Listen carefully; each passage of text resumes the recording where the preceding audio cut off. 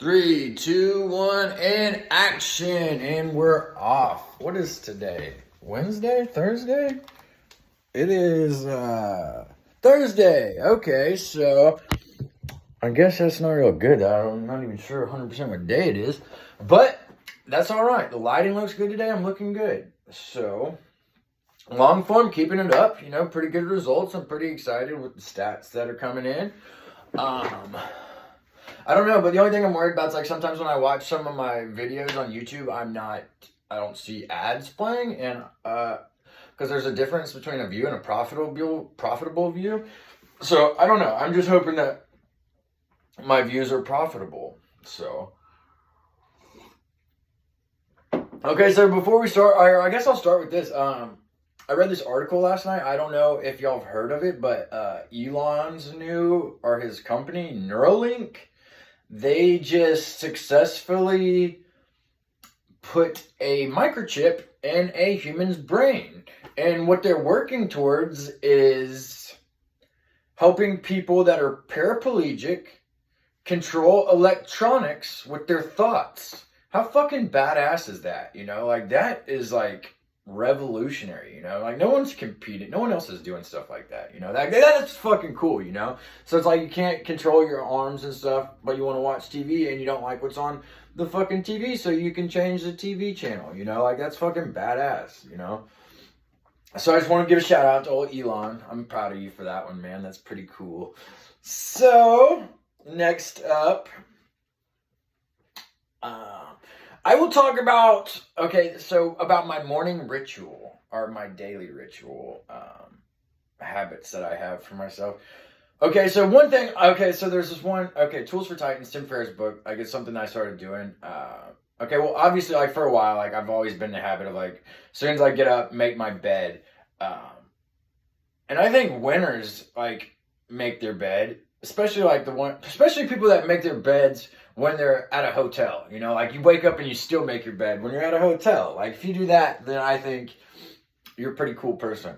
So yeah, I do that. Then, but for something I recently started doing that I got from the book is literally, I'm in my bed, and first thing I do, I put in a podcast, and then as soon as my feet hit the ground, I do 10 burpees, and then I go make my coffee, so I jump down, do a push-up, then jump up.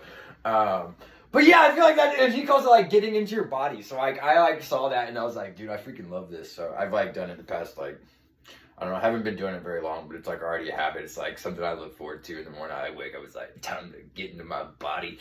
So I think that's pretty cool. So yeah.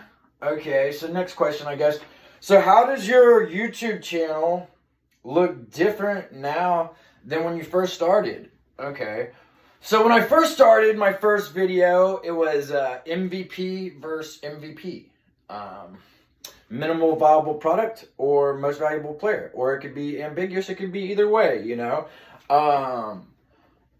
And fuck, I put a lot of time into that video, man, prepping for my show.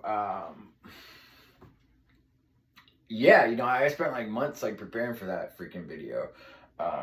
So yeah, so I did that. And then, I did other kind of I guess when I was first starting, I was doing shorter videos. I was trying to be like everyone else, kind of, I feel trying to just be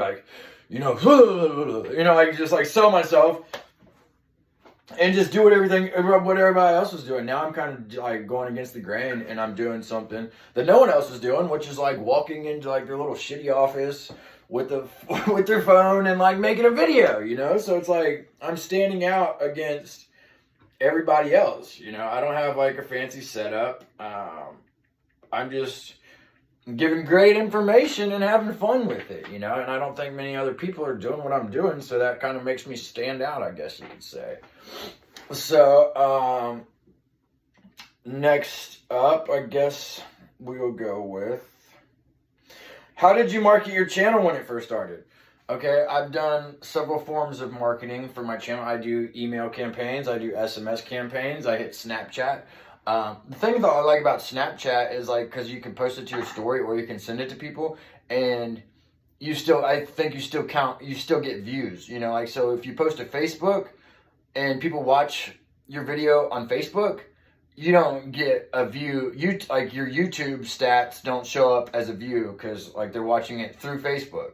But with Snapchat, they click on it and it sends them straight to YouTube. So I feel like that's a pretty powerful platform for marketing your channel, because you'll catch views from YouTube as opposed to, like, Facebook. You can hit the groups and everything, so you get a hell of a lot of outreach, but those aren't profitable views because they're not on directly on YouTube,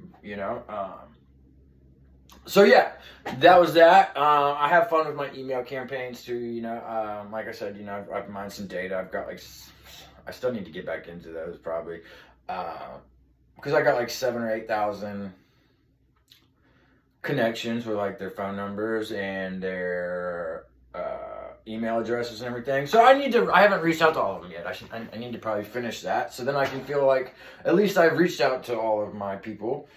So yeah. And then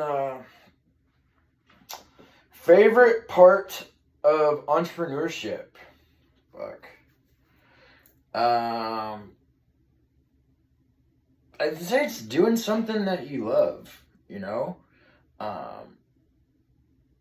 I don't know, man. I'd say it's doing something you love, because it's like, I don't know, when you find yourself doing something, because I've done it, I've put in the 100-hour weeks, hundreds, and I consistently, and it's like when you're doing it, you enjoy it so much that you can't imagine doing anything else. Like, you don't think about going on vacation, you don't think about going to the bars, you're just focused on your fucking mission, and that's such a great feeling, like when you're in the zone like that,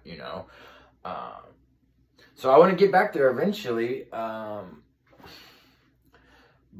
baby steps, but I think that's probably, it's like having such like a cause that you choose, and it's not just like working a 9-to-5 collecting a paycheck, it's like doing something, it's really doing something, so yeah, and I guess what I will do, 3 favorite psychology books. Okay, I have not read Influence by Robert Cialdini, but I read Persuasion, but I've heard really good things about Influence. So I would say Robert Cialdini's books. I would also say G. Richard Sales' books. I read his book Springboard. I know he's also got one on negotiation that I've been meaning to read. And then Adam Grant's book. I'm reading Lewis Howes' book right now. Lewis Howes. I'm not sure how to say that. But the Greatness Mindset, he's got the podcast, The School of Greatness. I listened to 2 episodes already today. But I'm reading his book right now. It's really good. And but next I'm gonna read Adam Grant's new book. I read both of his book. I read his book Give and Take. I wasn't a huge fan of that one, but Think Again, he freaking knocked it out of the park. And I've heard really good things about his next one. So I'm really excited about that. So but Adam Grant's like a super smart dude, man. He's got that podcast, Work Life with Adam Grant. So I think that dude's kind of like a genius. So, and yeah, so I love Think Again. So I'm looking forward to his book too. I don't even remember the name of it off the top of my head, but it's in my room over there. So, anyways, I appreciate you guys taking the time out of your busy schedule to allow me to preach to you today. And remember that I love you and that you can be what you will to be.